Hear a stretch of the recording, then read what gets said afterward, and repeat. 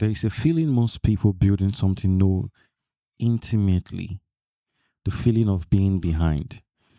Not behind a specific task, behind on a broader, heavier sense. Like the gap between where you are and where you're supposed to be by now is widening rather than closing.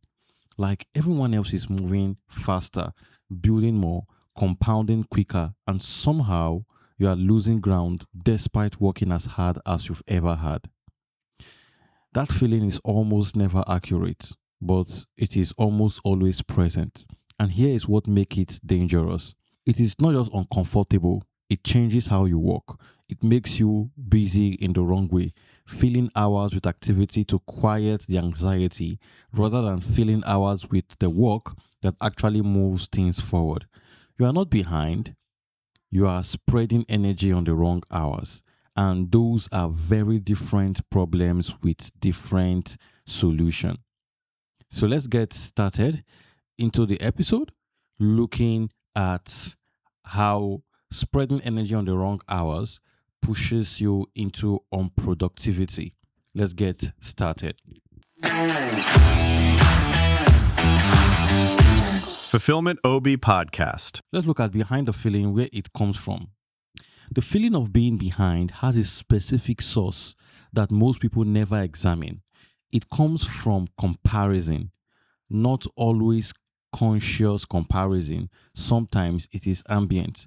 The highlight reel of someone else's progress glimpsed on LinkedIn, the launch someone else made that seemed to come together faster than yours, the milestone someone in your space hits that you have not yet hit. And the moment that comparison land, something shifts in how you see your own timeline. Suddenly, the pace that was perfectly reasonable before the comparison feels inadequate. The progress that was genuinely real start to feel like it is not enough. That shift is almost entirely a perception problem, not a reality problem. Your timeline is not everyone else's timeline. The input that produced someone else's results, their starting point, their resources, their specific market timing, the things they sacrificed that you have not seen are almost never visible in the output you are comparing yourself to. You are comparing your reality to someone else's highlight, and no leader has ever made a good decision from that comparison. Let's start with some pillars on the fulfill method to diagnose what's really going on. Focus. The energy is going in the wrong hours. Here's what the behind feeling produces in practice. Busyness, not productivity, busyness. The feeling of hours with activity that feels like progress because it is constant, because it is tiring, because at the end of the day, you can point to how much you did.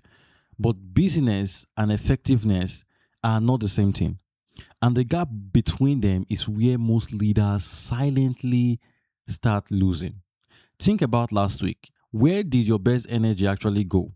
Not your time, your energy. The hours where your thinking was sharpest, your attention was most available, your capacity to do the work that actually requires you was at its peak.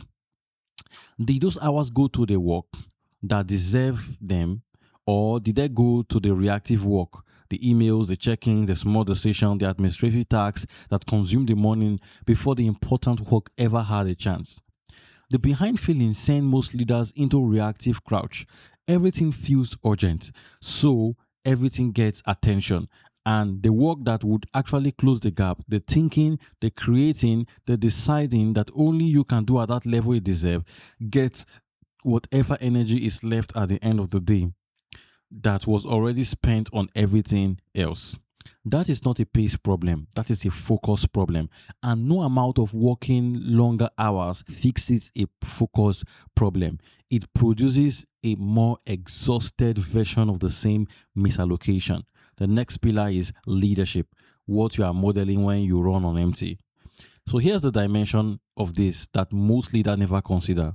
How you manage your energy set the standard for how the people around you manage theirs. A leader who is always running on empty, who is visibly depleted, who operates from a state of chronic urgency, who treats rest as something to feel guilty about, is modeling something to everyone watching.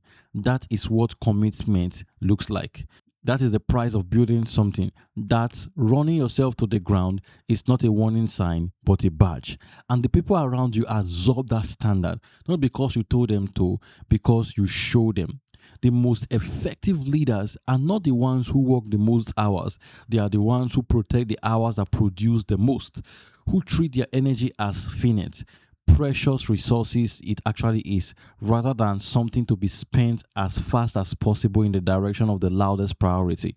That is not a lifestyle preference. That is a leadership decision, and it compounds in your own capacity, in your culture you build, in the quality of everything your leadership produces over time.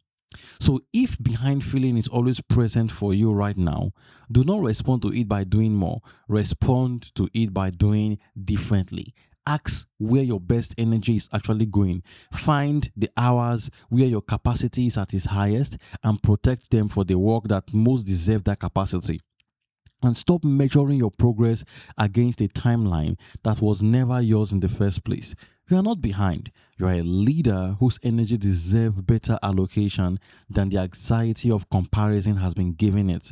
That reallocation starts today, not with more hours, with better ones. If you want to see where your focus and leadership pillars stand across the Fulfill leadership structure, the Fulfill executive skill assessment will show you in less than 10 minutes. It is completely free. The link is in the show note or the description of this episode. I also want to use this opportunity to invite you to the Fulfill's Leaders Ecosystem, a place where you have all the resources needed to build strong leadership foundations and structure to support you in scaling your organization, your business, your company, or whatever you are building.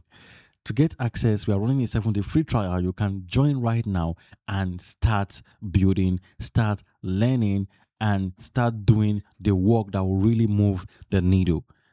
Thank you so much for sticking around for today's episode. I'll catch you next time for the next episode.